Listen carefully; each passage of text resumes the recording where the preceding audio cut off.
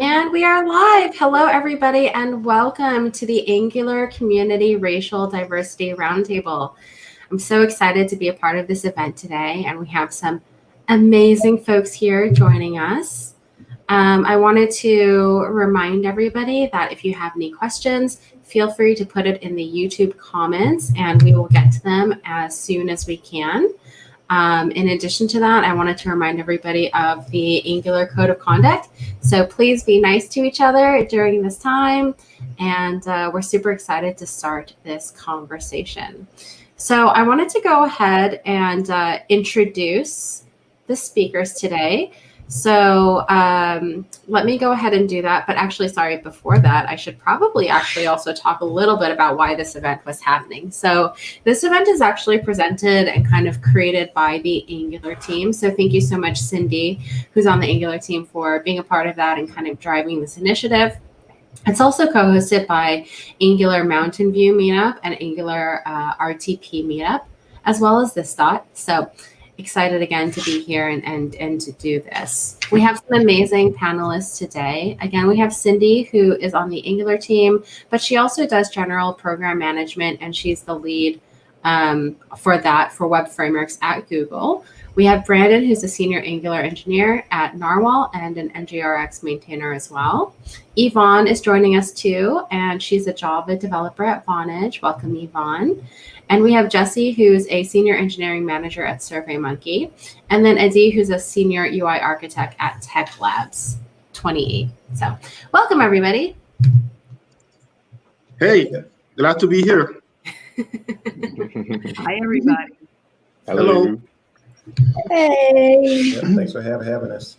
Yeah, for sure. So just letting you guys know what this hour is going to look like as well. We're going to kind of do introductions in just a second. Then we're going to have a discussion around microaggressions, and then also, a call to action for allyship and Q&A and everything like that. So again, feel free to post your comments, and we'll get to them as soon as we can. But I wanted to, again, bring it back to the panelists, and why don't you guys introduce yourselves and maybe share a little personal story why this is important to you and why you're lending your voice.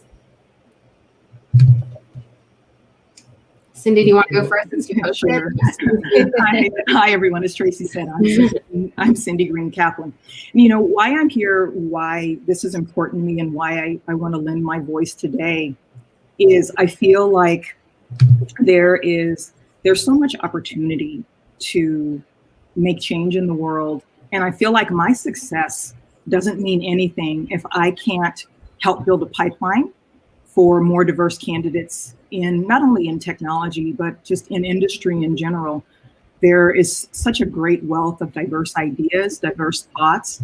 And I feel like companies are truly missing out by not bringing in folks of all different types in the workforce. So I just think it's so important. And again, anything that I can do and any success that I've attained, if I can't reach back and lift someone up, then why am I here? So that's just why I'm here and why I think it's important to lend my voice among all the other voices that are here today. Yep, I'll go next. Brandon and Roberts had mentioned work at Nrwl, and part of why I wanted, I first of all say thank you to Cindy for invite on being on this panel. And like she said, part of it is trying to lend voice there and bring more awareness of kind of where we are in this space and like some of the things that we go through, and to, like I said, give our allies more awareness of like what's going on in our situations. And I've said it, I guess I haven't said it openly, but I don't consider myself an activist. But that doesn't mean that I can't use the ability that I do in the platform that we have to kind of reach out to others and help out there. So that's why I'm here. Cool. I can go next. Hi, everyone. My name is Jesse Palmer, and I'm an engineering manager at SurveyMonkey based in San Francisco. And why this conversation is important to me is like there's a lot going on in the world. There's a lot in the news. There's a lot of discussions happening. And I think it's really important to hear from like your people who are part of your community and people you may know, rather than just hearing about these things from like people on TV. So I think it's really important to, have the opportunity to listen to some of our real life experiences and some of our knowledge. That way you can help build your understanding and have empathy. So thanks for having me, and I look forward to having a great discussion today.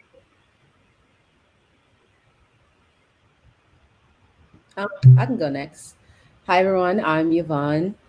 I decided to join the panel today because for me, I feel it's very important to keep the conversations open about diversity and inclusion, as well as small, like other things like microaggression, and to just bring awareness to it. And I think sometimes, as far as like especially when the whole Black Lives Matter movement became like a thing with the death of George Floyd, it was apparent to me that some people actually thought that our issues were more political and not a humanity thing. So one of my biggest things here is just kind of raising awareness that issues that happen outside of your own particular culture does not make it political, and that you should just probably try to educate yourself more to understand other people, to make the environment more inclusive for all, and maybe become more aware of any unconscious biases that you may have, and to talk about them, have an open discussion with someone, and to get feedback, to just get more clarity and understanding. So I guess I have to go next. There's nobody else. So yeah, my name is Eddie, and I think one of the main reasons why I wanted to, and I'm glad that I was picked to be part of the panel, but I really wanted the conversation to happen because we were having it in private like channels and everything like that. But since we are a community, it made sense. It's sad that we have to have this conversation in 2020, but we cannot skip this conversation because my career as a developer, and I have a nephew who's coming into being an engineer, and I have my daughters, one of them who started to get interested into programming, but what I went through is not normal. And if there is any way for them to not have to go through that just because of the complexity of their skins, if this conversation is going to be a small part of it, that's a big part enough for me. So that's why I'm here. Yes, and again, thank you so much all for lending your time and having these conversations. I know education and having to educate all the time can be exhausting. So thank you again for taking some time today. Today we're going to be talking about microaggressions and the impact of them. And one of the reasons why we wanted to do this is to be more aware, or just create more awareness that microaggressions do exist, and they might even happen without you even knowing it, right? Sometimes even microaggressions can actually be given as a compliment. And a lot of times, the person giving them is not realizing that there is an underlying insult associated with that. And another thing about microaggressions and unconscious bias generally is that a lot of these things happen or come up due to environmental factors, right? So again, creating awareness about this is really important, and kind of being aware that they do happen. So if we had to define microaggressions, Cindy, thanks so much for putting that definition for us, but microaggressions are the everyday verbal, nonverbal, and environmental slights, snubs, or insults, whether intentional or unintentional, which communicate hostile, derogatory, or negative messages to target persons solely based upon their marginalized group membership. So I kind of wanted to open up to the panel and ask, have you all ever experienced microaggressions, and what has been the impact from that? We love to hear your story so we can learn from them.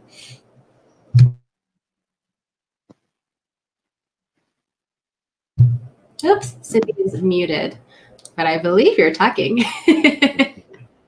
I am speaking, yes. What's so interesting just about microaggressions is, the experiences, or if someone experiences a microaggression, it is by no means unique to the fact that, if I experience it, when I experience it, that, that I happen to be an African-American female. That is, it is not a unique experience to me in the way I look, but what happens is it happens to other groups of people as well. And so, a really good example of, some microaggressions that have happened to me at, more than one time in my life is if I had $1 for every time someone told me, "Oh, you're so articulate, you're so well read, I would never have to work again."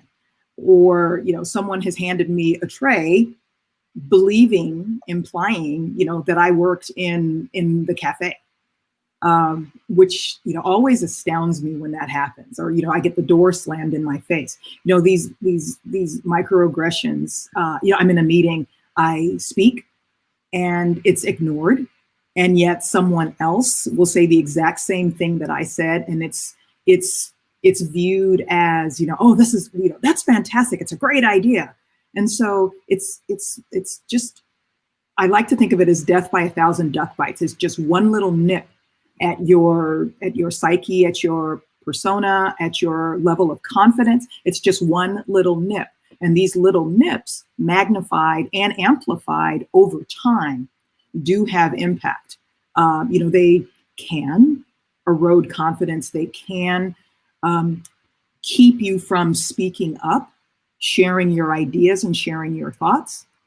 These are some of the damage that microaggressions can do. And many, many times, people who are speaking these microaggressions to you, they're doing it very innocently, as you had mentioned, Tracy. They don't even know. They think that it is a compliment to say, you're articulate, but there's so much power in those words. And so, I think one of the main takeaways from today is that there is power in words. And so the words that you choose to say to someone, be very careful about those words, because they do have power. And maybe in that moment, the word doesn't have power to the person receiving the microaggression, but you don't know what that person's history has been over time, or how many microaggressions they have internalized, and how that manifests itself.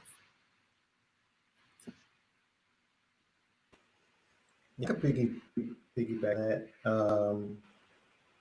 I think microaggressions for me is kind of like this, I call it like this invisible weight on your shoulders. You have to, for me, it's just recently, or I guess throughout my tech career, having to feel that you're not in a position to like make a mistake. You're not in a position to make a wrong decision or have to be correct. As just at the to the end of the day, there aren't that many of us out there, comparatively speaking, to everyone else. So when you get these opportunities and you're in at a place where you worked hard enough, to get in those positions, then like, well, I can't mess up, because you're not really representing your whole race, but at the same time, that's the way it's viewed in some people's eyes. So, like I said, you have to work. I've always felt like I've had to work harder, and this is just from we've been taught growing. You have to work harder than everyone else, just to be at the same place.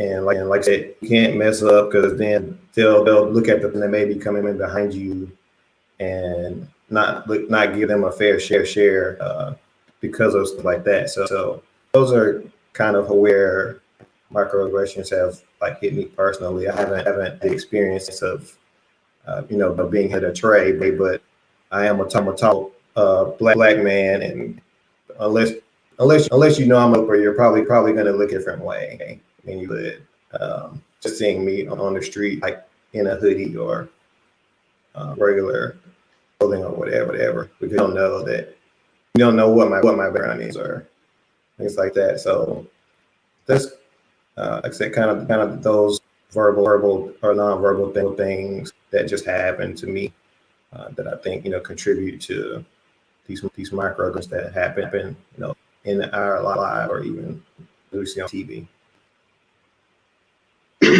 Yeah, I mean, I can bounce off that pretty quickly when saying that, for example, one of the lines that kind of defined what I was going through is funny. It came from like the TV show Scandal, when like Olivia's like dad is saying to her, you have to work 17 times harder to get the same thing that they have.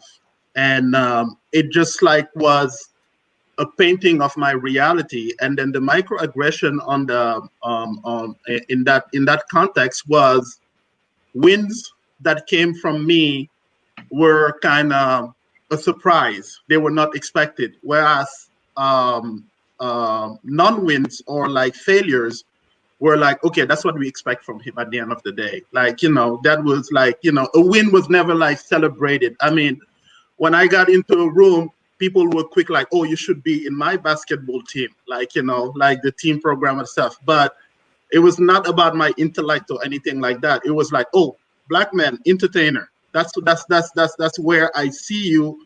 That's where I expect you, and like you are so well spoken. And I mean, it's so.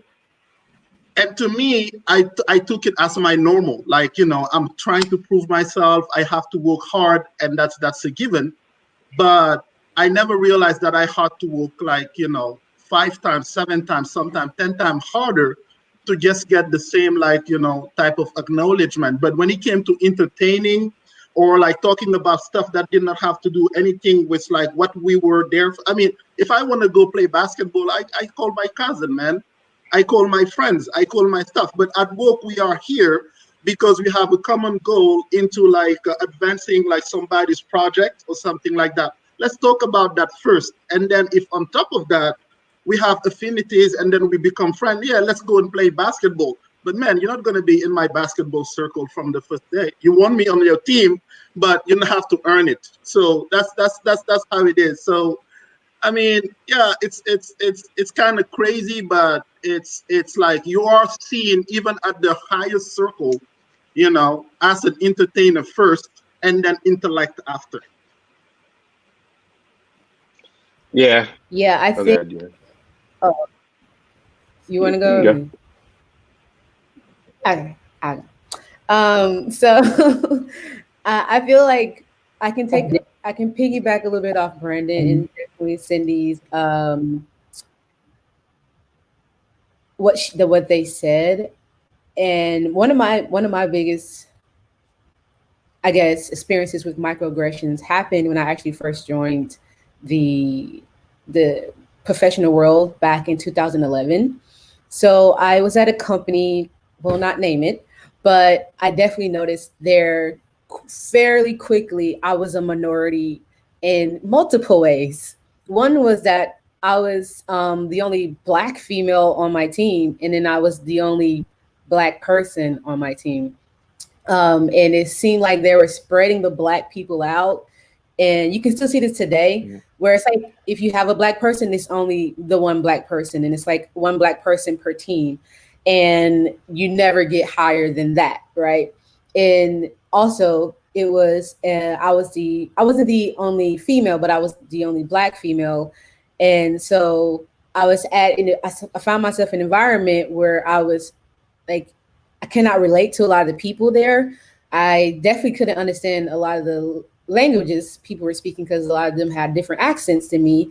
So sometimes there was even a language barrier because I had no one to help me with the products, and I didn't have anybody that I couldn't understand right off the bat. So I had to learn the accents and like to hear the different dialects as well. But the biggest part for me was that I was a new person. I was a junior developer, entry level dev, because I was just coming right out of college. So, and I asked, I was like, hey, do you guys have mentors?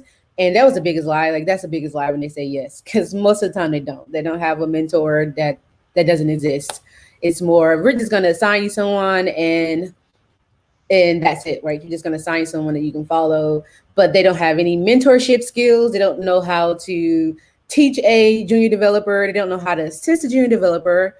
So for me, it was like, the person that, I guess because my boss was like, well, she's a woman, so that is something, I don't know. And I would ask for help and I would get, oh, Google it. And I was like, Google it. All right, I'm Googling. So I would spend, probably 2 days on one word I Googled. Like, one of them was, I think it was, I can't remember the word I was Googling, but it was definitely around like REST calls. I had never done a REST call. So I found myself not understanding, and time goes on and I'm still not really getting any help from my team members that are male, female, of different races or anything. And I will always try to get help, but it made it seem like I was bothering people. And where I noticed where I needed to go and was when a Caucasian male came on the team who had been there for, let's say, 6 months. He was advancing faster than me. He was getting help from people that would not help me at all, or told me to like go figure it out or be they didn't say go figure it out. They say be proactive. That was a word that I got a lot when I first got into the field, was be proactive. And that means go figure it out by yourself. That's basically what that means. But when he came onto the team, he got help faster, easier, without any help, like without any, asking or begging. I feel like I had to beg. And I was like, okay, I didn't think too much of it. It was like maybe, the one thing I just made a mental note. And then another Caucasian male came on the team a year after me. So I had been there 2 years and I was still doing baby tasks. They wouldn't give me anything to work on. They wouldn't help me with anything. He came on the team and I mean, flying colors, he was progressing faster than I. And I was like, okay, it's not just like, it wasn't just me thinking it's in my head. This is actually happening to me. But I, as a new person and as new to the field, I didn't understand what was going on or why I was getting overlooked. And I couldn't say, oh, because I'm a woman, because there was other women, but it was like, I'm a Black female, so I have to do everything on my own. I have to figure it out on my own. And I wasn't valued. And I can feel that. So I didn't want to work there. I found myself hating to go into work. And at that point, I realized that there's a discrepancy happening here. And if I don't remove myself from the situation, I'm going to continue to be left behind, not progress in my field because I'm not getting any work. I'm getting one-liner code changes. I'm, testing stuff and I'm not even a tester. Why am I getting testing work? So I wasn't even allowed to work on the code base because I had been there for 3 years and still couldn't get any help with anything. So that for me, I found was the biggest microaggression disguised and under professionalism, And it's hard to spot when you don't know what it looks like and what it feels like, because you can feel a microaggression just as well as you can sense it. So once you realize what it is, you can take steps to remove yourself from it. But I didn't know at the time. I didn't have anyone to help me at the time. So I didn't have anyone to point it out that this is happening to me until it was way too late. So. Okay. Yeah, for me, like, I'm lucky. I haven't had any really bad experiences.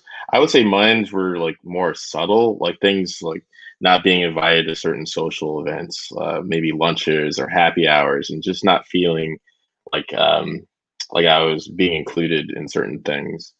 It definitely could happen at meetings where your voice doesn't feel like you're being heard or respected. But outside of like work, it seems like it happens a lot more. Like I know, like my dad was doing yard work once, and someone asked him like, "How much does he charge for that?" Which was crazy. For me, it's like going to a store. Like recently, I think I was at a Party City, and I was just looking at like just buying just stuff for an event. and there's a cop that was just like eyeballing me like around the store. I was like, I made it. I'm fine. Never stolen a thing in my life. So those things like happen quite a bit. But other than that, like just going back to what Brandon and Addie were saying about just having to work harder, like it always feels like I have to work 10 times harder than everybody else just to get the same level of respect. So, for example, I co-authored a book on testing Angular applications. And part of my motivation was that it's like, look, like at this point, like you can't question my knowledge about Angular. Like, you know, I have to kind of get some respect. So that was like some of my motivation for that. And plus it was to give back to the community and have a book published. But there's definitely other motivations involved too. So yeah, like I always feel like I have to work hard and work harder than most people just to get the same level of respect.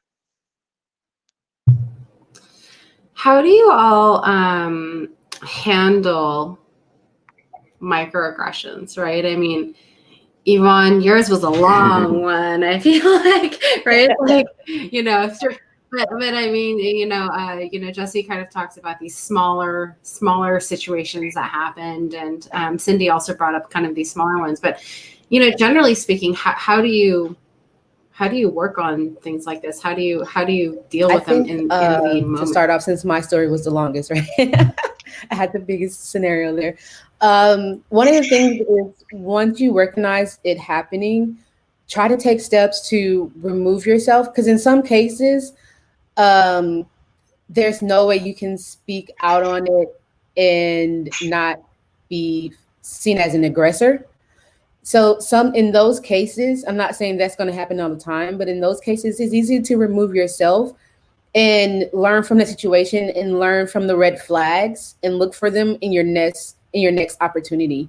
But in some cases where you feel like you can address them, where you can try to find someone else who may be able to help you with your wording. Because for me, I had a situation where I felt I was not being respected. And this one was one of the ones that Cindy brought up, where I was like the Angular person on my team because I knew more about Angular and I was recommending Angular for our tech stack to upgrade our tech stack. And I had been going to the conferences. I was talking to Brandon. I was talking to Manford about what we were actually trying to do in our team. And they were giving me the advice that I was looking for and needed. And I was bringing it back to my team. And I was like, hey, this is what people who are like doing Angular are GDEs and are telling me this is the better approach. Or this is the approach to take. And I literally it was crickets. And I was bent over like no one was listening to me. And then one of the senior devs who was white, also happened to be white and Caucasian, was like, hey, yeah, I think we can do this and that thing. And then everybody was like, oh my God, that's an amazing idea. And I was like, but I just said that. I just literally said that. But I was like, I asked. So I was, at that time I had already joined Women Who Code. And I was like, I put the question out there, the situation that I was going through, I put it out there to these women and I got advice. And some of these women are not just developers, but they're also in HR, they're in managerial positions as well. So they advised me how to go about my wording and let me know, first and foremost, that this was not an okay situation and ways to address it by talking with my manager and the type of things that I can say and point out to help them understand that I feel I'm being overlooked and mistreated. Because sometimes, like what we said earlier, some people may not even recognize what they're doing because to them it's like, it's something that they don't particularly have to deal with on a daily basis. So they don't even recognize that they're doing it. So part of it was because I can talk directly to my manager and I sought advice from others, I had a better way to first vent an outlet first, because like what you want to say the first time it's happening to you is not always the way you want to say it, right? Because you want to just go, you just need a moment to just like, oh, this is so frustrating, da da da. But you don't want to go to your manager and say those exact same words, right? You want to come with a more diplomatic approach and a way to try to promote understanding of how you're feeling and how you feel like you're being treated on the team. So it's like finding mentors. finding mentors, finding allies. Right. That can tell you, hey, this is how you treat the situation. This is how you deal with it. Or, hey, you know, you thought this was weird, and yes, it is. Yes. Or sometimes it's just you need to go because there's, Yeah. there's nothing you can do at this point to fix this because it's maybe a whole company culture thing. Yes. And at that point, it's like, yeah, it's time to go. Culture is one of the hardest things to change at the company, isn't it? What about? Yeah. Brandon, sorry, go ahead. I'll say my thing's better now, but I'll say that it's a work in progress for me, honestly. Like when you come across these things, you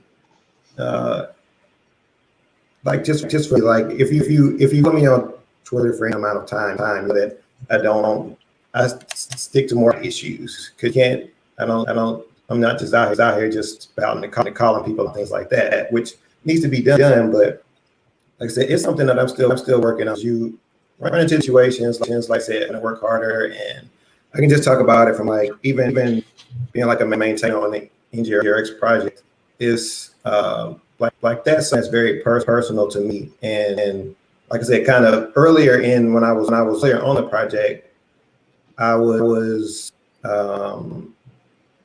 like internalizing all those things to where like I would probably spend a lot more time on the project and folks just because I felt like I had to, and just being able to put myself in a position to where you can't really question what I do or question like my abilities, because because those are the parts you don't see, like working on that project. And I can't recall many times I've come over that code base or spent extra nights trying to work on that. Just like I said, to be in a place where I can answer just every question you have, rock solid, because that you slip like once you slip up and people's confidence in you starts to decrease. So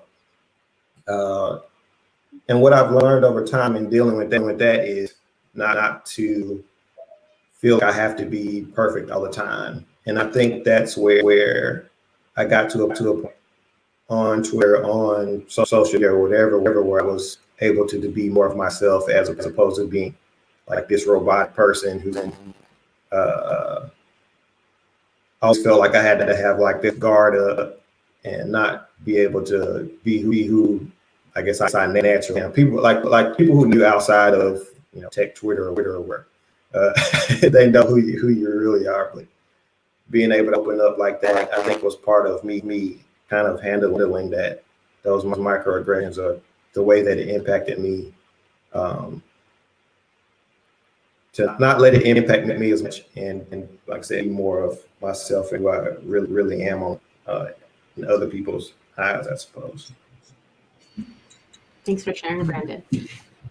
There's different ways I know that I handle it. There are sometimes, when I'll be honest, I don't handle it very well. And, it's those moments where, those moments make me the most sad.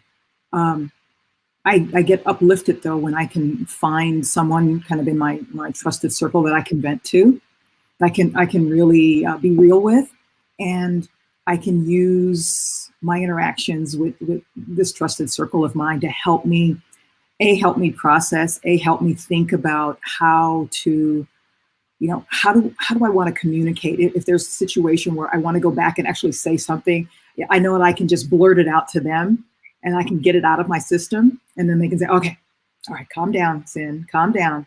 And then we'll talk about maybe more constructive ways of communicating, what's kind of, on my mind. But what's interesting is in listening to all the stories, the theme of shared pain, that we've all had these experiences. And again, they are not unique, I believe, to all of us as Black people, but the impact, may be different based on who we are. And the classic example of being followed, in a retail, store is one that's just, it is so it's so disheartening, because it doesn't, what it tells you and what it displays is, it doesn't matter how much money you have, it doesn't matter, but how you appear, forms a certain assumption in many people. And so hence, being followed around to make sure that you're not lifting anything and putting it in your pocket.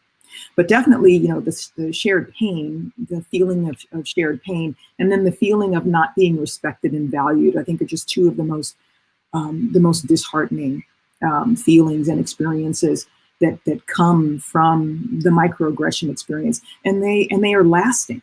They may fade away after a moment or two, but they come up. They have a way of rearing kind of their ugly head every time it happens again, and it happens again, and it happens again.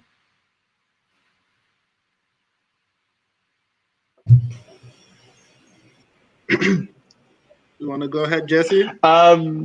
Yeah, I mean, I can add to that. Like, definitely for support, like my wife, I talked to her quite a bit about these microaggressions and what's happening to me in the world.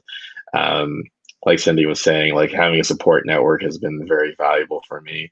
At SurveyMonkey, I'm a co-lead of our Black employee resource group, as well as the co-lead of our Black engineering group.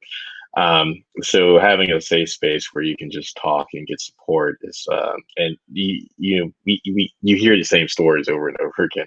So that's when you realize that these things are a really big deal, and that's probably why you're hearing a lot more of them, like outside and on TV and society now. But these issues have been going around for a long time, just like more on a private level. So it's great to actually be able to talk about those in like an open forum, for sure. But yeah, like having a support network is super important. I mean, to me, it came in phases, because the very first phase is not to be aware of it at all. For the first 5, 6, 7 years, to me, that was the normal thing. People were just being extra nice, but they were very demanding, because we had being a developer is a demanding field. To me, maybe I even felt like they were pushing me to be better, and then to some extent, I got to be a better developer. As a side effect, pun intended right there. So anyways, but then the second phase was like, wait a minute. Okay, hold on a second. I have this guy, this girl who's like white Caucasian, and who's like, speaking like some Shakespeare verse here. Nobody's telling him or her that she's well spoken. Wait a minute. I thought like if somebody was like, speeding those kind of, things, that would be a normal thing. But the underlying, the sentence was not over. It was, you were well spoken for a Black person. So that's the thing that even by not knowing it, and what Yvonne was talking about, unconscious biases, that's exactly what it is, the complete sentence. So then, I got to the point where I became a defensive developer, and I became a defensive, like an antisocial. I'm like, okay, I'm not going to try to be friends with anybody. I'm going to be here about woke.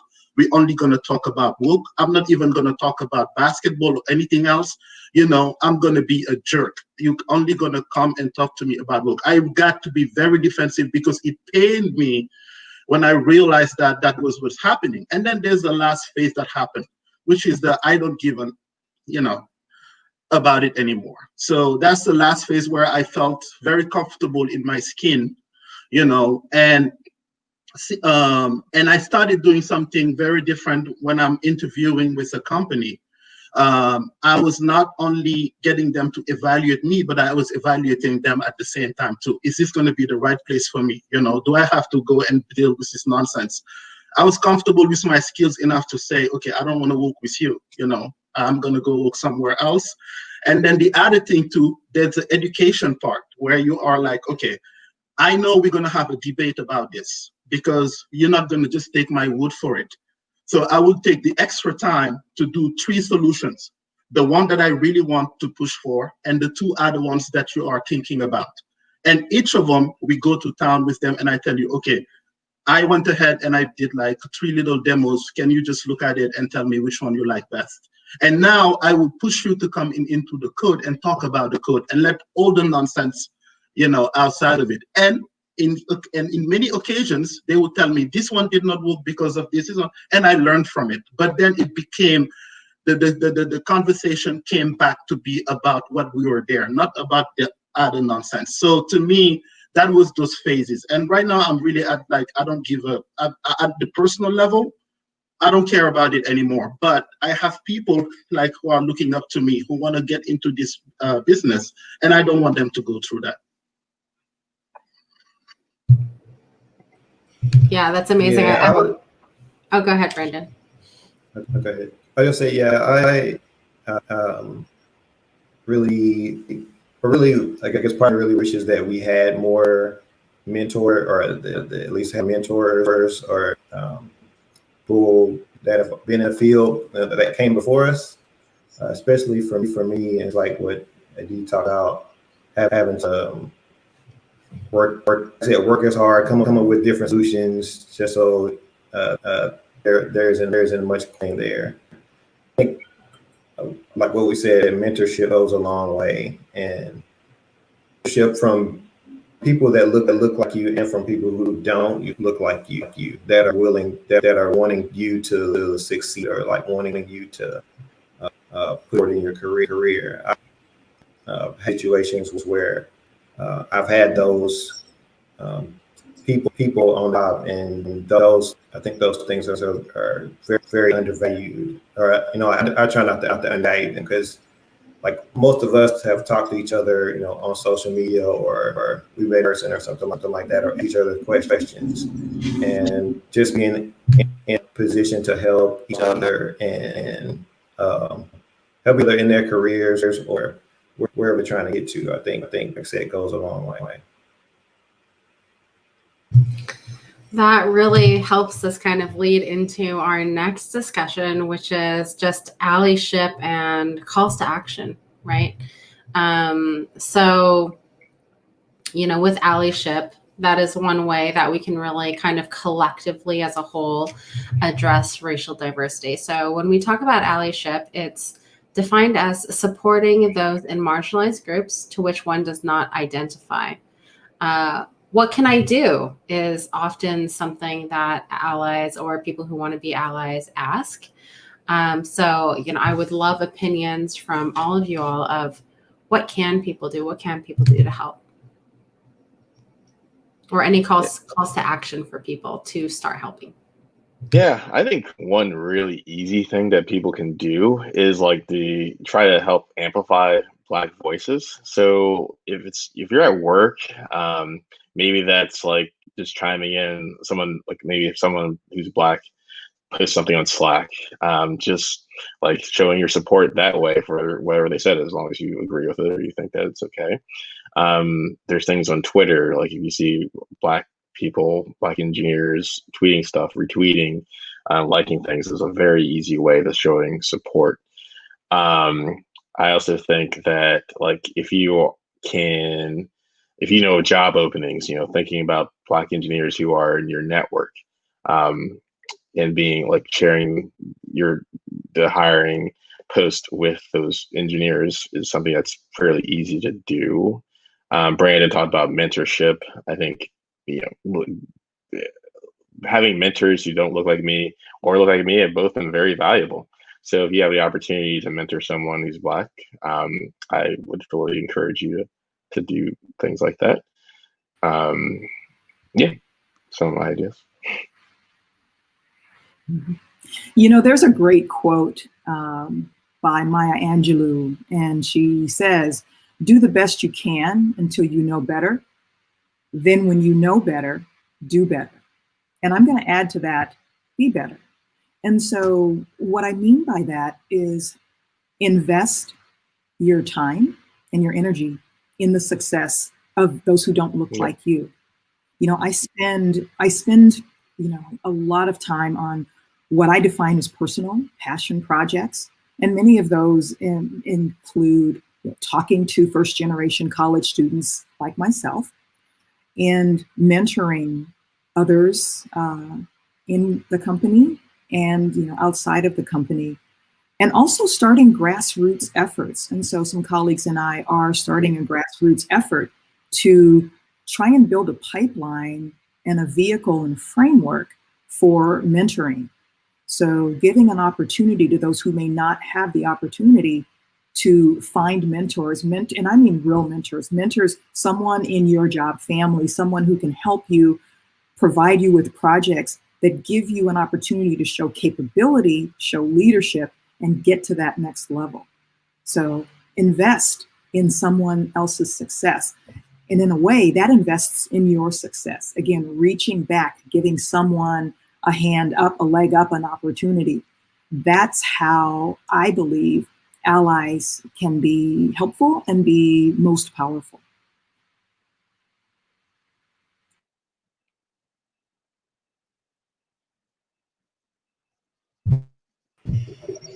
Who else? And Hello? I think Yes. so. There. Can you hear me? Okay.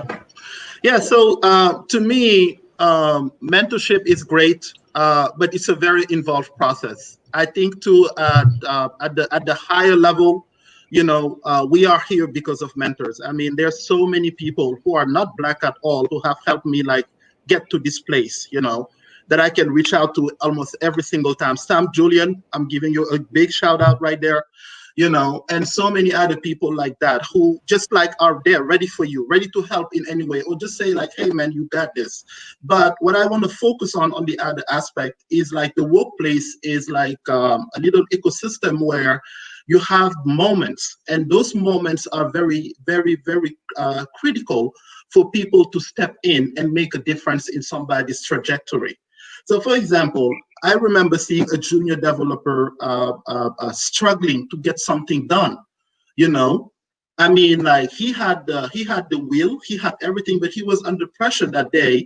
And I was just okay, I'm going to sit down with this person, and we're going to just I forgot about everything else that I was doing. And I was we're going to get it done, And the funny thing about it, the solution that I proposed to that person ended up not being very right. And he was able to recognize it and say, can we do it that way? And I'm that's a better way. Let's do that. And he was so empowered by that. I mean, to this day, I'm never going to name him or anything like that. But moments like that, the thing is uplifting somebody, because we all in this panel and a lot of people at large do not like a bully. So if you witness a bully situation for microaggression, either you're going to support it or you're going to go and stand against it. And I think a lot of people sometimes don't choose to stand against it because they just for us in our development world, it might be, okay, I have a PR up. Brandon saw that I was struggling a lot, and he just takes that time and say, I'm going to look at your PR. Let's really look at this. Maybe you are just missing one thing or two here. And then at the end, he pushes me, and I'm done with that PR, and I have my name up there. Adi contributed to something. That is so empowering. So if you are in that position where you can lift somebody up, or you witness a specific case of this microaggression, now you have a choice. I'm going to ignore it, or I'm going to do something about it. Right. And I also want to point out that Google has a racial equity series on YouTube right now that you can also go and follow and get some more information on and have more understanding. Something simple that you can do. You can also check out a list that I'm just going to call them out right quick. Jesse's going to put up somewhere. He's going to put up nowadays, mate. I called you out. Now you got to do it. But to a list of a curated list of books and things that you can go and read for yourself to get better understanding. People don't understand the power of reading when it comes to these type of issues, to get an understanding that you may not already have had an understanding about. I've had people who have looked at the Twitter list, a list of books that people were putting out on Twitter, and read them, even coworkers that just had a personal conversation with me to he read it and it was wow, I had no idea. And from that, he went on with a different understanding, and it impacts your decisions. So prior to the reading of the book, you may have responded one way to a situation, but having that particular understanding, and knowledge, you act another way, because you now have new knowledge that you didn't have before to influence your decisions into a different and more understanding, inclusive way. Another thing you can do also within your own company is seek out and find if your company has a Black experience organization, or some kind of organization where they're more geared towards inclusion. It doesn't have to be something that has the word Black in it. It can just have diversity, inclusion, or something like that, some kind of diversity initiative to make the company and the culture more inclusive. Join those. Yep. Join those, be a part of the conversation, become a member to help influence things into a better direction, be more understanding. And when you're there, you're going to automatically hear stories from people that you've worked with personally, or even your coworkers that have become your friends that you didn't know these things about them until it became in context, right? So those are things you can do within your own community, within your own company, to be a part of the conversation and join those type of initiatives to help bring awareness and be a part of the solution. Yeah, I'll throw one more in, and this list is not exhaustive, but I did tweet out it's probably been a couple of them ago now, but just trying to see about following people, like who is in your circles that you may not be aware of like people on Twitter, or I tweeted out, like, if you're using Angular, and you're Black or a person of color, like, retweet this or this tweet or whatever. And what I wanted to do is at least add those people to a list, and I wanted people to retweet it so that they could see the people in the list, and also that'll be there.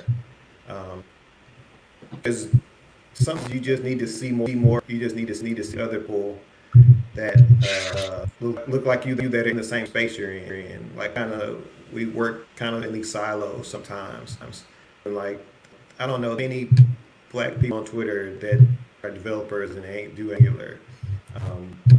But I think that it's actually the level to that where the list is quite extensive. It's just that most of us are out here grinding and not out here on Twitter. So, if anything, I do this as kind of a practice now.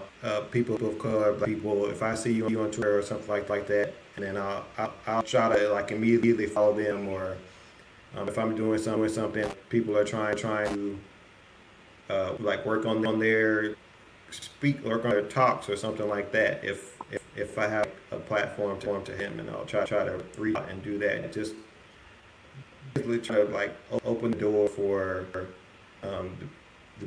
the door that I've somewhat already through in some ways, and try to help some other people through that door also.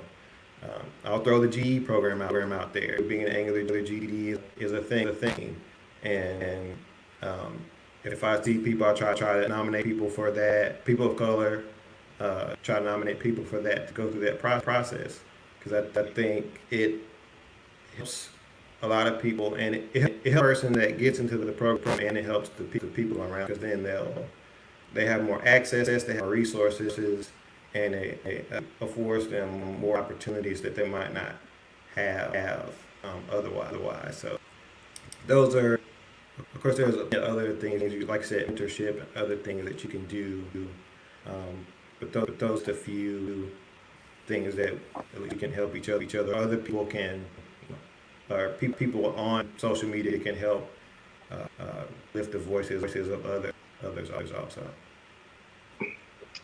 And what I love about this is the theme of just individual responsibility. We are all allies for each other. We're all allies of each other. And I think just taking a little bit of personal responsibility to uplift someone in some way is another way of amplifying the fact that we are all, DEI, diversity, equity, and inclusion agents for each other.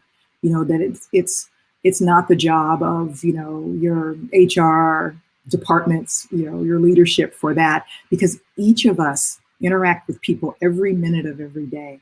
And if we take those interactions and think about, those interactions and what we can do, what is a message someone that's trying to tell us, what help do they need that I can fulfill?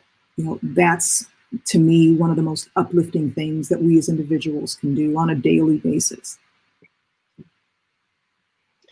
I'll just add one thing about resources. If you're looking for a fun, easy way of like trying to understand microaggressions, I would recommend watching Get Out. There's tons of like little microaggressions in that movie that are from the Black person's perspective that are all like well-intentioned, but they're awkward and sometimes they can be hurtful. So if you want some examples in like a light-hearted, entertaining way, I'd recommend watching Get Out. It's a great flick. That's awesome. Yeah, I y'all spend so much time trying to get ahead, putting in the extra work, then spending time mentoring people, then spending time trying to educate, then spending time doing this. So it really means a lot, I think, as, for other people, to say, hey, you know what? I'm going to spend an extra 5 minutes of my day and lift somebody else up and do the work that,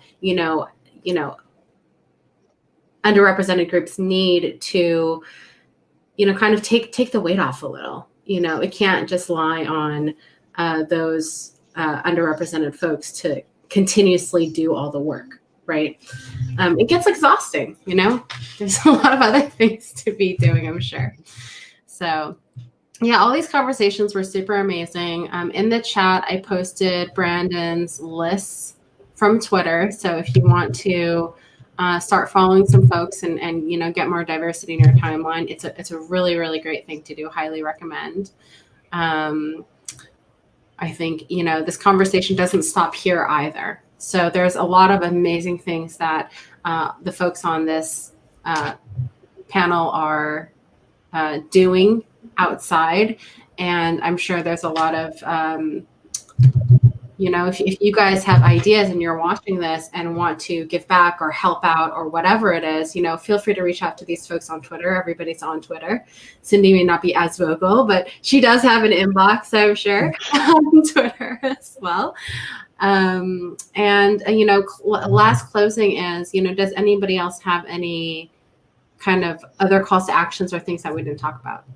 I think I remember one that we talked about that we thought was really important was if you are in a position to hire or if you're not in the position to hire, what can you do? So if you're in a position to hire, definitely reach out and extend the courtesy to different Black developers or a diverse set of candidates. Try to really give that a good thought and kind of consider, even if it's like a person that you can see potential in, maybe giving that person a chance and helping and growing and developing a culture of growth instead of like, I need to have all rock stars. Maybe have like, even if they're not like meeting your profile, they can meet like maybe 90%, maybe give them a chance and develop them and help them now pay that forward. And if you are not in a position to hire, like what Cindy was saying, that you can recommend someone else that is of Black or different racial descent in order to help give a diverse pool. Maybe that person would never have gotten a job or known about the job if it wasn't for you recommending them for the position. So those are two other smaller things that you can do to, just give back or just help the pool be more diverse by recommending them yourself. And I would say if you work at a company where you have an opportunity to interview candidates, take that opportunity. I know, I don't interview a lot, but every time I do, when I meet the candidate, there's always a little bit of a different look that I receive, from the candidate. And, no, I'm not the person taking you to your interviewer. I am your interviewer. And so, it's definitely met with some chuckles throughout the years. But, seeing someone who looks like me as a part of your interview panel, always it changes the conversation, and it lets the person know that yes, I'm interviewing you. I will have an opportunity to provide feedback, on our interview experience, and so it's very, very interesting. So if you have an opportunity to do that at your company, take that opportunity. Yeah, and I like to say, if anybody has any questions or concerns, they want to talk to me online, I'm very available, and I love having these conversations. So feel free to reach out to me on Twitter, or my email's out there in the net somewhere. So feel free to reach out. Yeah, thank you so much, everybody. And, I kind of want to echo what everybody's saying about this whole recruiting and hiring thing. It's one thing to support racial diversity, but it's another thing to actually invest in it. And I think the money part is the big part where we really need to work on as an industry, right? Like, put your money where your mouth is, I mean, that's don't just say you do, actually do, So, well, thank you again. I think the Angular team is hoping to do this on an annual basis, but again, conversation doesn't stop here. So if you see this video is on YouTube if you're watching this currently. So please feel free to share this around with your friends. In addition to that, well, actually, that's basically it. Just share it with your friends. Thank you again, everyone, for joining, and we will see you next time. Bye, everybody. Thanks for coming. See you. Thank you. Have a good